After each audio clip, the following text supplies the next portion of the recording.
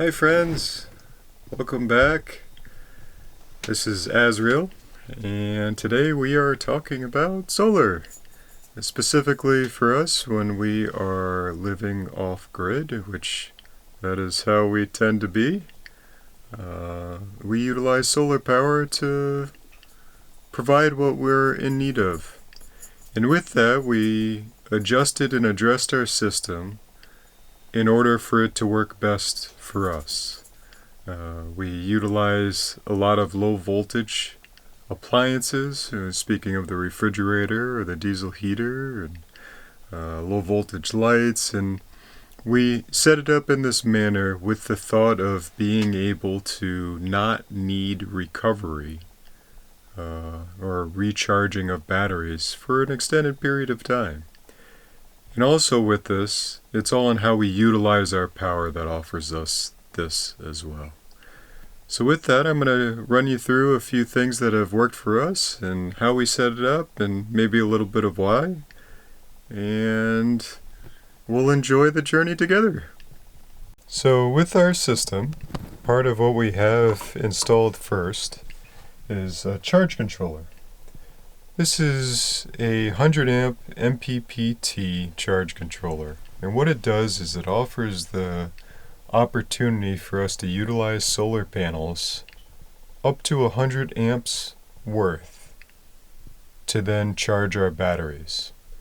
And the MPPT is just a module inside the charge controller that provides a understanding of how to route the power.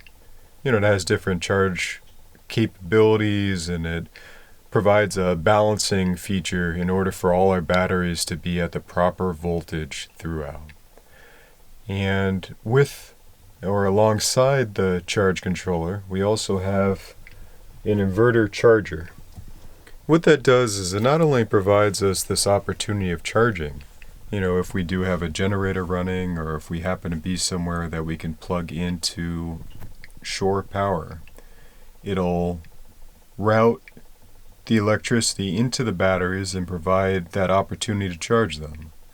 It also utilizes its inverter feature to then take the voltage from the batteries and transfer it over to what would be a standard voltage for computers and blenders and things that need that 120 volt aspect to run. And then lastly, for specifically when it comes to power, I enjoy this idea of redundancy, having a measure for a measure. What we have is we have a DC to DC charger. And what that does is it provides the power when the engine is running, and it charges the batteries through that as well. Now with that, it can only do what it is capable of doing with your alternator. So you might find that you need to increase your alternator size in order for it to charge to its fullest capacity. For us, it's a 40 amp DC to DC charger, which has been more than enough than what has been needed in order for us to continue to utilize this system to its greatest capacity. And part of what we did in establishing this system is, along with our solar on our roof, we have a portable solar array, a deployable one. So when we are stationary for a bit, we can set them up into the sun's trajectory to provide us the greatest recovery. So you'll see that here is our fuse for our solar. And what happens is that it branches off. And the reason it branches off is it continues along the other side into a bus bar, which is something we'll speak about installing here in a little bit. And it creates that opportunity for it to be routed to some outside terminals that we have hooked up. That way when we do have our portable array, it's nice and easy, it's plugged in, and it's ready to go. For life is about making things easier. The idea of simplifying gives us this space and this opportunity to put energy in different areas. Our battery bank system is 5 200 amp hour batteries. They're lithium ion and they're run in parallel. Now with that, we also have the system set up with fuses for specifically to be routed for individual devices. The inverter charger, the DC to DC charger, the solar charger, they all have their own fuse to make it so that if there is something that overdraws or overcurrents, it pops the fuse and gives us this ability to address it without any greater complications moving forward. Also, along with those fuses for the main components, we have each individual circuit fused as well. With that, we utilize 15 amp or 20 amp blade fuses, the ones you would see in a vehicle anyways. And they each are individually ran to USB outlets, fans, things that you'll find that are low voltage but can end up tripping a fuse from time to time as well. With routing it in that manner, it provides us this ability to diagnose it a little bit deeper and be able to go to the source rather than having to expand too much into it, again making life easier. Now when we first started, we were utilizing a much different system. And with that, it was within our capacity at that time. We had sealed lead acid batteries and the fuses were minimal, a completely different charge controller. Along the way, we made adjustments. We corrected things, for instance, even the gauge of the wiring we were utilizing. Not that it was too small, but it wasn't large enough to reduce the amount of heat that is produced when it's drawing a higher current. That's why you end up jumping up the sizing of these gauges, is its ability not only to conduct the electricity, but do so in a manner that doesn't generate an abundance of heat. For the cooler things are, the easier that it runs through it.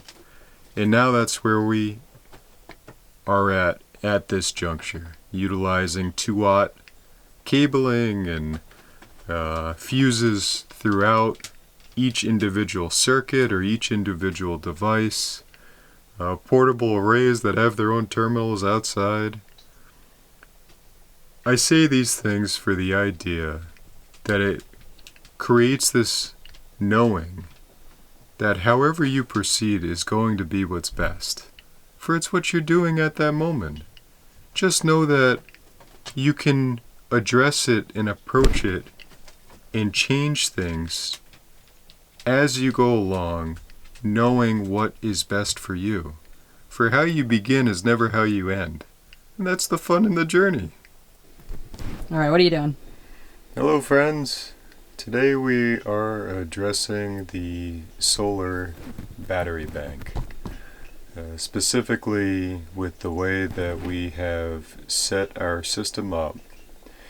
We are utilizing a shunt in order to monitor the incoming voltage and the outgoing voltage to have a greater understanding of our capacity and where we're at as we're utilizing it. With utilizing a shunt, what ends up happening is you are basically creating a connection in between your negative post and whatever devices you're hooking up to the shunt. In this instance, we have our DC to DC charger, our charge controller, our inverter and charger as well, and the negative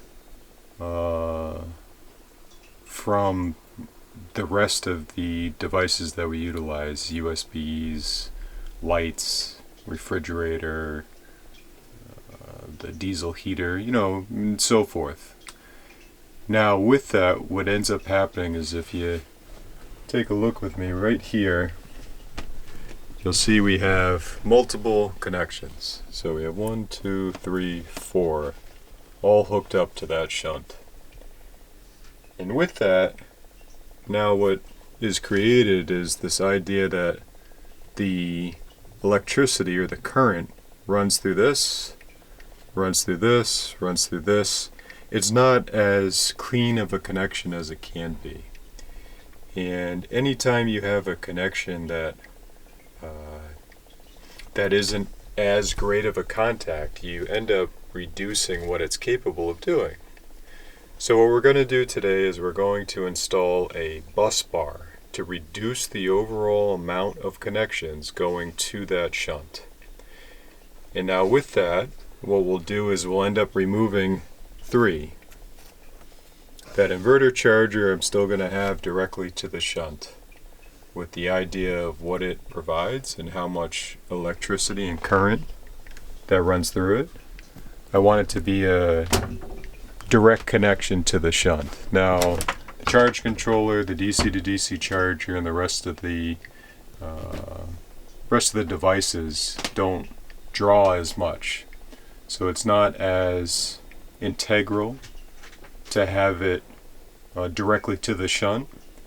For the shunt can handle 500 amps. The bus bar can handle 100 amps. So with that, I wouldn't want to create too great of a capacity going through the bus bar to where now I'm overextending what it's capable of doing. So the lower voltage negatives are all getting connected to the bus bar. Correct. Okay. And leaving the highest drawing devices directly to the shunt. Which is the inverter. Which is, in this case, just the inverter, yes. Okay. And that is it. So join me along. We'll create a greater connection to our ground and see how it increases our capacity overall. And then when we're all done, we'll show you what the whole system looks like and how it's connected and a little bit of an overview so you can see what we've done. Because I do want to point out this is all self-installed, self-taught. Yes. Initially when we started, it looked much different than it does now, which I can give you a brief overview of what we did have to where we are at now. And all of that has been through just increasing capacity. Every time you pursue something, regardless if you've done it 1 time or 100 times, you're always increasing what you're capable of for your understanding it greater. And with this as well, there are limitless possibilities in how you can set up your solar system. This is just what has been working for us and is what's working for us. Yes, and by sharing this, we're not saying that this is how you should do it, but we're sharing how we've done it to empower you to know that you can set it up in with the knowledge you have. There is no one way to do it. Yes. Cool. Thank you. Thank you. So this is the bus bar. Basically what this does is this provides you the opportunity, instead of having a singular post to connect all your contacts, what you're having 4. Now really you'd only use 3 of these because this one, or the 4th one, is going to go over to that post that now all the contacts are connected to. So what will happen is instead of it all drawing from one contact, piggybacked on top of each other, now it's going from these 3 and then running throughout the bar to this post and now over to the contact, which creates a greater connection for everything to be ran through, which is really what you're looking for when you speak of electricity in itself, is that opportunity to create the greatest connection, especially when we're speaking of grounds. So, After installing the bus bar and routing it over to the shunt like we spoke of, now it's just waiting. Part of the fun in doing things and adjusting things is seeing how it and what it offers to what you're pursuing. So with that, we'll see how it addresses that thought of a greater connection for the ground and how things charge, and a lot of this is just monitoring it.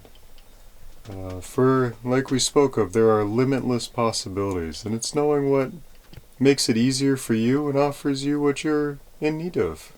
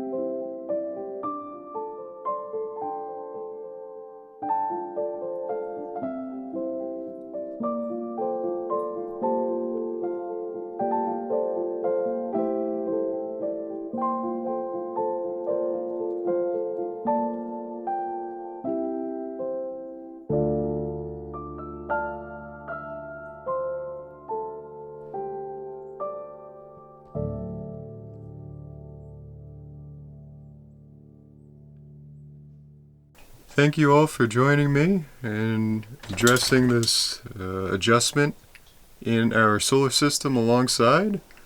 If you have any thoughts, questions, comments, feel free to reach out. I love sharing and increasing my capacity and that ability to offer wisdom where it's needed or where it can be provided. For together we rise. And the more that we share and communicate, the more that we know and expand our ability to offer perspectives in this experience.